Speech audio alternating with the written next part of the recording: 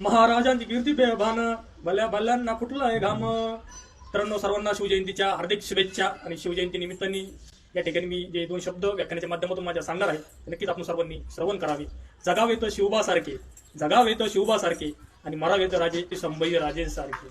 की राजेंचं जीवन आणि त्यांचं जीवनाचा जो ध्यास होता, जी जिद्द होती, जी चिकाटी होती रयतेविषयी, ती थोडक्यात आपण तुम्हाला सांगणार आहे. राजेंच्या काळामध्ये राजांनी नेहमी सामान्य जनतेचं, गोरगरिबांचं, रयतेचं, मुख्य जीवांचं, पर्यावरणाचं खास करून संरक्षण केलं. राजांच्या जीवनामध्ये राजे जेव्हा करत असताना जेव्हा त्यांनी अनेक प्रकारे आपल्या किल्ल्यांची, आपल्या धार्मिक स्थळांची अगदी मनापासून काळजी घेतली. आणि खास करून राजांनी स्त्रियांचा पण खूप असा मनापासून एक आत्मीयतेने त्या ठिकाणी एक आदर केलेला आहे. राजांच्या काळामध्ये स्त्रियांचे जर कोणी छेडखानी केली तर जागेवर त्या व्यक्तीला शिक्षाही त्या ठिकाणी देण्यात येत असे.